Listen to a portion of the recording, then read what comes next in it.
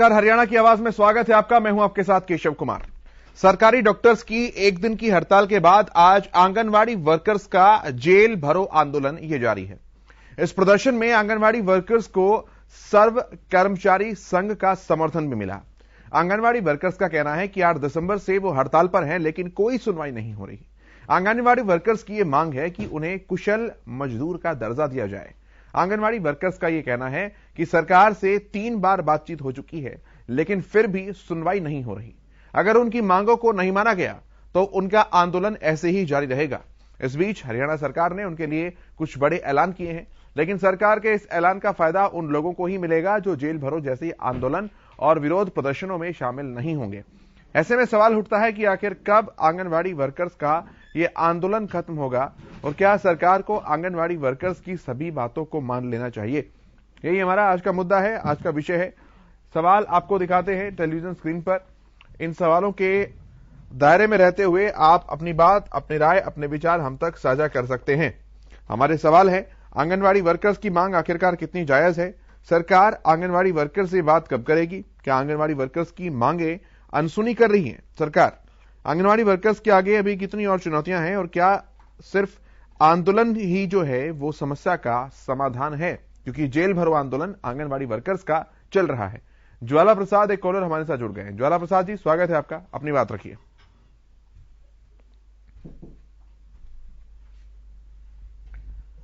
ज्वाला प्रसाद जी, आवाज मिल पा रही है आपको? राधे राधे जी, रखिए अपनी बात।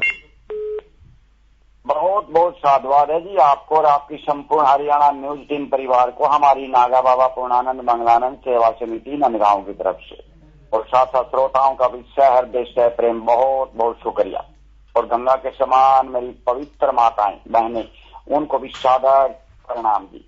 ये कहना चाह रहे हैं जी, समिति के माध्यम से जो आंगनबाड़ी वर्कर हैं अपनी जो मांग रख रही है, ठीक है। सरकार को चाहे आंगनबाड़ी वर्कर हो चाहे किसी भी डिपार्टमेंट के कर्मचारी हो, एक तो सरकार ने जो उनके पास कोई मैटर आता है, कोई वो धरना प्रदर्शन करते हैं या अपना रोष व्यक्त करते हैं, तो एक तो उनकी एक टीम बना दी जाए। आंगनबाड़ी वर्करों से भी हमारा नम्र निवेदन है, एक बुद्धिजीव जो महिलाएं होती हैं प्रतिष्ठित समाज की, उनकी एक टीम बना करके वो सीधे अपने मंत्रिमंडल में भी सीएम साहब की अगुवाई में एक टीम होनी चाहिए और वो उनसे अपना विचार विमर्श करे। अब देखते हैं धरने पे धरना। अब ये 125 करोड़ जो बाकी जो जनता हुई है, अब कर्मचारियों की तो संख्या लिमिट में है। अगर मान लो बेरोजगार आ गए धरना प्रदर्शन के ऊपर, अगर हमें तो रोजगार चाहिए, रोजगार नहीं तो बेरोजगारी भत्ता चाहिए, तो फिर ये मंत्रिमंडल का एक छोटा सा है, पुलिस प्रशासन और जो भी है उसके सामने वो बोना पड़ जाएगा। तो मेरा इसलिए सीएम साहब से रिक्वेस्ट है, राम राज है और हमारे बाबा मंगलान जी भी कहा करते थे, आज सर्वत्र जो है ना महिलाओं का बोलबाला है। अंतरिक्ष में देखिए कल्पना चावला जी को, लोकसभा में देखिए सोनिया गांधी जी को, मायावती जी को यूपी में देखिए, सुनीता विलियम्स को देखिए। तो आखिर इस महाराष्ट्र ने इस राष्ट्र को एक प्रतिवादी है। ठीक है ज्वाला जी, बहुत शुक्रिया आपका सर हमारे साथ जुड़ने के लिए। आर के कालिया साहब हमारे साथ जुड़े हैं। कालिया साहब, बहुत स्वागत है आपका, रखिए अपनी बात। नमस्कार जी। जी नमस्कार। देखिए, कोई भी मुलाजम हो, छोटा हो या बड़ा हो, सबको रोटी रोजी चाहिए, सबको पैसा चाहिए। इनको शौक तो है नहीं कि धरने पर बैठे। इतनी ठंड में, बारिश में, गर्मी में, सर्दी में, भयंकर सर्दी पड़ रही है, इनको कोई शौक तो है नहीं। बशीर बंदर की जो लाइनें आपने सुनी होंगी, मजबूरियां कुछ तो रही होंगी, यूं कोई बेवफा नहीं होता। जी बहुत चाहता है कि सच बोले, मगर क्या करे हौसला नहीं होता, मगर क्या करे हौसला नहीं होता। दुख इस बात का है जो हमारे राजनेता है, जो हमारे शासनदान है, ये 4 देखिए पेंशन ले रहे हैं, 4 पेंशन टीवी के माध्यम से पता चलता। हमें डाटा आया था, एक बार डाटा आया था बकायदा आपके चैनल पे, हमने डाटा देखा बकायदा, फिगर देखी बकायदा, 4 वेतन, 4 पेंशन। बड़े अफसोस की बात है। और 4 दिन में कोई एमएलए रह जाता है 4 दिन, कोई एमएलए बनता है 4 दिन के लिए, अगर सरकार टूट जाती है 4 दिन के लिए या 6 दिन के लिए उसको पेंशन मिलती है उस टेन्योर की। किस किताब में लिखा हुआ ये? सारा पैसा उड़ाया जा रहा है, इनके समारोह जो हो रहे हैं, इनके फंक्शन हो रहे हैं, कमाल की बात है। ये पैसा हमारा है, ये जायज तो कम से कम इनकी मांगे माननी चाहिए। इतनी देखिए सिक्योरिटी गार्ड जा रहे हैं, इतनी सिक्योरिटी लगी हुई इनके पीछे, 10-20 सिक्योरिटी वाले लगे, वो हमारा पैसा है, हमारा खजाना है, हमारा पैसा है। ये कम से कम कुछ सिस्टम तो हो। ये अच्छा प्रजातंत्र है या तो भीड़ तंत्र है? ये भीड़ बताओ कहाँ से इकट्ठी होगी? उनको कुछ शौक तो है नहीं भीड़ इकट्ठी करने का। उन्होंने मौका दिया हुआ है सभी को, मुलाजमों को, खासतौर से मुलाजमों की कोई सुनवाई तो है नहीं। किसान तो देखिए घबराते नहीं, ना मजदूर घबराते, और मुलाजम को चिंता होती है अपनी सर्विस की, अगर सर्विस पे कहीं हरप पड़ता है तो वो कहाँ जाएंगे। ये कमजोरी है हमारे मुलाजमों की, मैं मानता हूँ इस बात को। तो सरकार को कम से कम थोड़ा बहुत देखिए, निष्पक्ष होकर, इम्पार्शियल होकर इनकी बातों को, जायज बातों को मानना चाहिए, और ताकि इनकी भी रोटी रोजी चल सके। बहुत बहुत शुक्रिया, धन्यवाद। बहुत धन्यवाद कले साहब। हमारे साथ कालाराम जी जुड़े हैं। कालाराम जी, बहुत स्वागत है आपका, अपनी बात रखिए। हाँ जी, जितना मुझे याद है जी, जब 35-36 साल पहले ये आंगनबाड़ी शुरू हुई तो हेल्पर की सैलरी 110 रुपए महीना थी। जब रेंगते रेंगते कछुआ चाल में अब ये 5800 शायद हुई है। तो इतनी महंगाई में कम से कम 10-15 हजार तो हेल्पर की सैलरी होनी चाहिए, ऐसा मेरा मानना है। और इनको रिटायरमेंट के बाद भी कम से कम कुछ 2-3 लाख रुपया तो मिलना चाहिए। बेचारी सारी उम्र ऐसे ही इन्होंने निकाल दी। धन्यवाद। ठीक है सर, बहुत धन्यवाद आपका। तो इस मुद्दे पर आप भी अपनी बात हम तक पहुंचा सकते हैं, अपने विचार हमारे साथ साझा कर सकते हैं।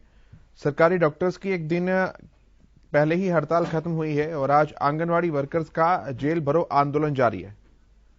झज्जर से कॉलर विजय जी हमारे साथ जुड़ रहे हैं। विजय जी, स्वागत है आपका, अपनी बात रखिए। नमस्कार जी। नमस्कार। देखो जी, सबसे बड़ी बात यह है, हमारे संविधान ने एक मौलिक अधिकार दिया है, और जिस मौलिक अधिकार में एक अधिकार है शोषण के विरुद्ध अधिकार।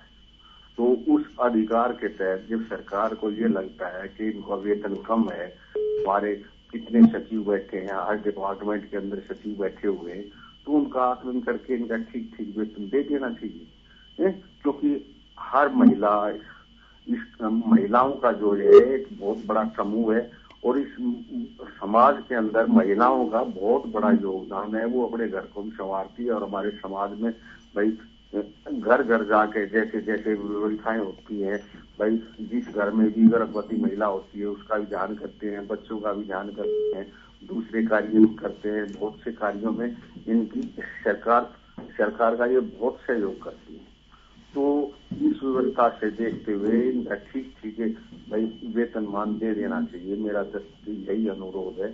एक्चुअली जितने दिन हमारे भाई विभाग के सचिव बैठे हैं तो उनको इसका वो करके निपटारा करना चाहिए। धन्यवाद। ठीक है सर, बहुत धन्यवाद आपका हमारे साथ जुड़ने के लिए।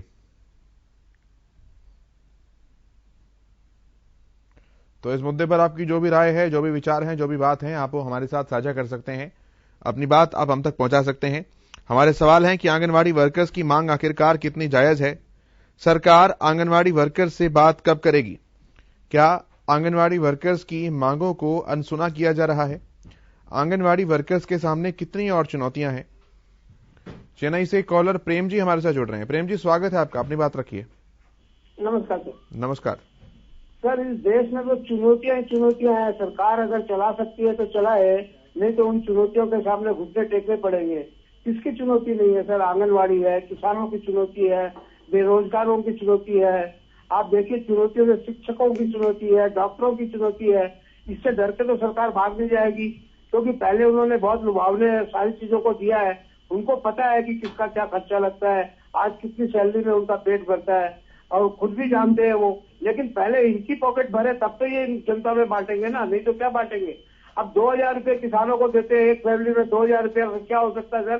साल के 6000 रुपये में किसान के अपना पेट पाल लेगा। आज देखिए वो 20,000 करोड़। अभी देखिए हवाई जहाज के लिए हवाई अड्डे बन रहे हैं, उसके लिए 10,000 करोड़ 20,000 करोड़ खर्चा जो कर रही है, क्योंकि टूरिस्ट आएंगे। अरे पहले अपने देश की जनता का तो पेट भरो, फोकट में अनाज क्यों दे रही है? अपना देखिए, फोकट में अनाज बांटने का मतलब क्या है कि लोगों के पास खाने को नहीं है, इसीलिए तो मुफ्त में अनाज दे रही है सरकार। फिर उनकी वो जितनी सैलरी उनको दे रही है, उस सैलरी से उनका पेट नहीं भर रहा है, तो उनकी मांगे नाजायज कहाँ है? और अगर नाजायज मांगे हैं तो पहले अपने को देखे। वो एक नेता कहीं जाते हैं तो 200 गाड़ियां लेके जाते हैं, 400 आदमियों को सड़क पर खड़ा करते हैं उनकी सफाई के लिए। हमारे पीएम साहब जो है वो 10,000 करोड़ की प्लेन में घूमते हैं, जो 20 करोड़ की गाड़ी में घूमते हैं, फिर उनके ऊपर में 100 करोड़ रुपया और 50 करोड़ रुपया खर्चा लगता है एक बार कहीं भी विजिट करते हैं। उन्होंने कोई कंट्री नहीं छोड़ी विजिट की, अब कोई प्रदेश नहीं छोड़ रहे हैं वो अपनी। ठीक है प्रेम जी, बहुत धन्यवाद आपका अपने विचार साझा करने के लिए, अपनी बात हम तक पहुंचाने के लिए। हमारा जो मुद्दा है उस मुद्दे पर ही अपनी बात रखें। आंगनवाड़ी वर्कर्स की मांग आखिरकार कितनी जायज है? सरकार आंगनवाड़ी वर्कर्स से कब बात करेगी? क्या आंगनवाड़ी वर्कर्स की मांग अनसुनी की जा रही है? क्योंकि आज आंगनवाड़ी वर्कर्स का जेल भरो आंदोलन चल रहा है। इस प्रदर्शन में आंगनवाड़ी वर्कर्स को सर्व कर्मचारी संघ का भी समर्थन मिल चुका है और तादाद आप देख सकते हैं इतनी ज्यादा बढ़ी कि पुलिस की बसेस आज कम पड़ गई उन्हें गिरफ्तार करने के लिए। आंगनवाड़ी वर्करों का यह कहना है कि 8 दिसंबर से वो हड़ताल पर हैं, लेकिन कोई सुनवाई नहीं की जा रही है। आंगनवाड़ी वर्कर्स की मांग है कि उन्हें कुशल मजदूर का दर्जा दिया जाए। आंगनवाड़ी वर्कर का यह कहना है कि सरकार से 3 बार बातचीत हो चुकी है, लेकिन सुनवाई अभी तक नहीं हुई है। उन्होंने कहा कि अगर मांगे नहीं मानी जाती है तो आंदोलन ऐसे ही चलता रहेगा। इस बीच हरियाणा सरकार ने उनके लिए कुछ बड़े ऐलान भी किए हैं। कैथल से कमलेश जी हमारे साथ जुड़ी हैं। कमलेश जी, स्वागत है आपका, अपनी बात रखिए। मैं तो ये कह रही हूँ, जो आंगनवाड़ी इतने दिनों से आंदोलन पर चल रही हैं, मुख्यमंत्री को उनकी बात मान लेनी चाहिए, क्योंकि आज के महंगाई के दौर में इतने उसमें गुजारा नहीं होता। 11,000 में कम से कम उन्होंने जो घोषणाएं की थी 2018 में, उनको लागू कर देना चाहिए। और कब तक इनको सड़कों पर बैठने के लिए मजबूर किया जाएगा? हेल्पर की कम से कम 18,000 पे होनी चाहिए और वर्कर की कम से कम 24,000 पे होनी चाहिए। मैं इस बात से उनके साथ सहमत हूँ। आंगनवाड़ी वर्कर वाली बहनों को देखती हूँ जब सड़कों पर बैठे हुए, तो मेरे को बहुत दुख सा महसूस होता है कि सरकार स्वयं की घोषणा करती है और स्वयं ही उस बात से मुकर जाती है। ये बहुत शर्म की बात है। ठीक है कमलेश जी, बहुत शुक्रिया आपका हमारे साथ जुड़ने के लिए, सार्थक बात रखने के लिए। आप भी अपनी बात रख सकते हैं, अपनी आवाज हम तक पहुंचा सकते हैं। आपकी जो राय है इस मुद्दे पर, कोई सुझाव है, वो आप इस लाइव प्रोग्राम का हिस्सा बन सकते हैं और अपनी बात हम तक पहुंचा सकते हैं। गुरुग्राम से कॉलर राम जी हमारे साथ जुड़े हैं। राम जी, स्वागत है, अपनी बात रखिए। सर जी नमस्कार। नमस्कार जी। सर जी, मैं आपके चैनल से मैं पूछना चाहता हूं, पहले जब बीजेपी सरकार आई थी उस टाइम इन्होंने बुजुर्गों की 3,000 रुपए पेंशन डिक्लेयर करी। क्या जनता से यही वादा था कि भाई हम मतलब हर साल बढ़ेंगे? फिर छोटा दुष्यंत जी ने 5100 रुपए की। फिर क्या इन्होंने ये कहा था कि भाई हम आपको 1 साल के बाद भी इस तरह बढ़ाएंगे किस्तों में? जब जनता से आप वादे करते हो, वादे पूरे नहीं करते, तो वो अगर धरना देते हैं या प्रदर्शन करते हैं या रैली निकालते हैं, तो आप का क्या है? जो जनता आपको चुनती है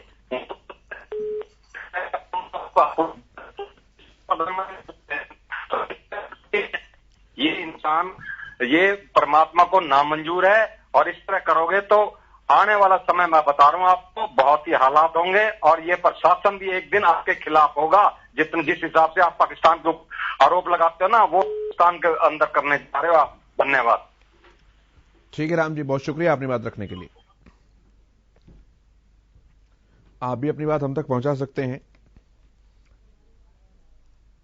सरकार ने बड़े ऐलान तो किए हैं, लेकिन फायदा केवल उन्हें मिलेगा जो आंदोलन और विरोध प्रदर्शनों में शामिल नहीं होंगे।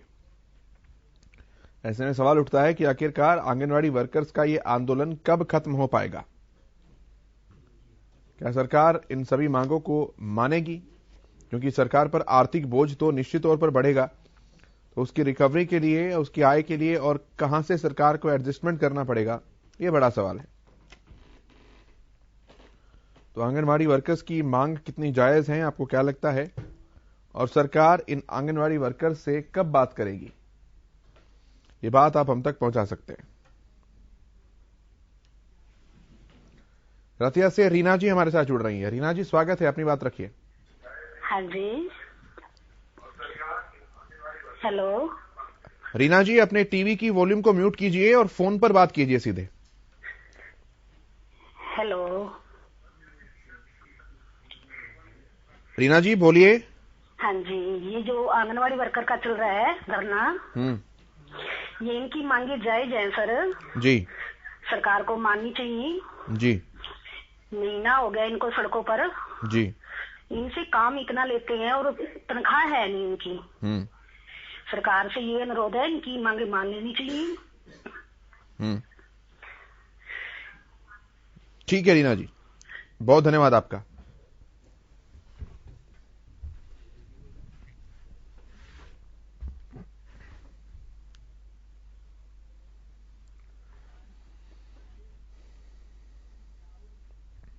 हरियाणा की आवाज में इतना ही, लेकिन खबरों का सफर यहां लगातार जारी है।